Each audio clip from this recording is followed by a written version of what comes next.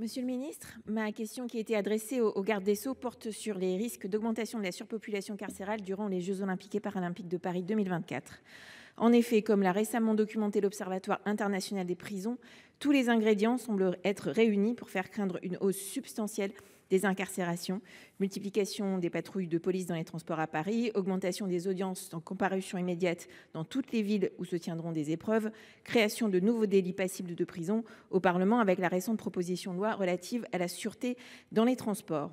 Parmi les établissements qui risquent d'être particulièrement touchés figure la prison de Villepinte, centre pénitentiaire de la Seine-Saint-Denis. La situation y est pourtant déjà dramatique. Lors de l'exercice de mon droit de visite le 8 avril 2024, accompagnée de la bâtonnière de Seine-Saint-Denis, cette prison opérait avec un taux d'occupation de 180%. Lorsque j'ai interrogé l'administration pénitentiaire lors de cette visite, il a été évoqué l'objectif de libérer 120 places d'ici là. Pour ce faire, il était notamment question de transfert vers la nouvelle structure d'accompagnement vers la sortie de Noisy-le-Grand. L'administration pénitentiaire semble également compter sur l'ouverture du nouveau quartier de centre de détention de Fleury-Mérogis. Il semblerait qu'un partenariat avec d'autres directions interrégionales des services pénitentiaires soit également envisagé pour y transférer au besoin une cinquantaine de personnes détenues qui seraient volontaires.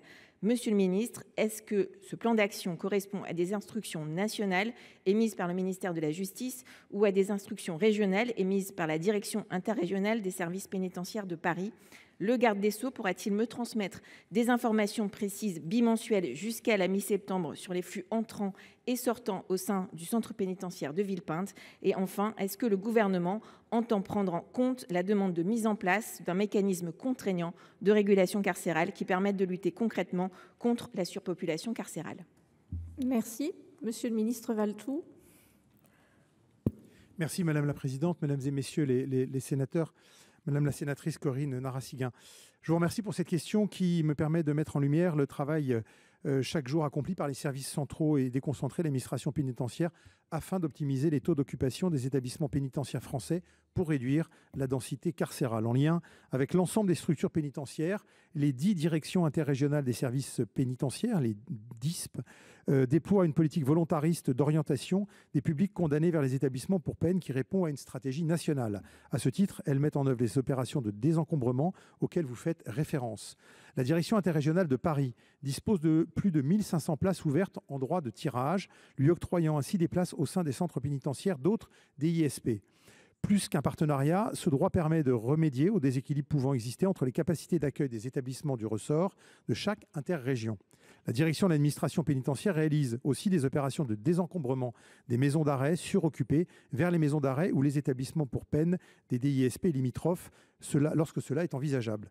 Vous me demandez des informations précises bimensuelles jusqu'à mi-septembre 2024 sur les flux entrants et sortants de la maison d'arrêt de Villepinte. Pour votre parfaite information, il n'existe pas de données prévisionnelles de ces flux pour les mois à venir, car il n'est pas possible de prévoir le nombre de personnes qui seront condamnées à une peine d'emprisonnement et affectées sur cet établissement. Enfin, la rénovation de l'ancien quartier mineur du centre pénitentiaire de Fleury-Mérogis en quartier de centre de détention a permis l'ouverture de 406 places. Les personnes détenues remplissant les conditions d'affectation sont quant à elles orientées sur des structures d'accompagnement vers la sortie, telles que les structures d'ONI et de Meaux qui ont été livrées l'année dernière. La structure d'accompagnement vers la sortie de Noisy-le-Grand, que nous avons inaugurée, qui a été inaugurée la semaine dernière, a permis d'octroyer 120 nouvelles places disponibles sur le ressort de la DISP de Paris. Merci, Monsieur le ministre. Madame Narassiguin, il vous reste 10 secondes. Oui, concernant les flux entrants et sortants à la prison de Villepinte, il s'agit non pas de prévisions dont je souhaiterais que le garde des Sceaux partage des informations, mais des chiffres réels jusqu'à mi-septembre. Et par ailleurs, il serait bon quand même de penser à une stratégie véritable de politique de surpopulation carcérale.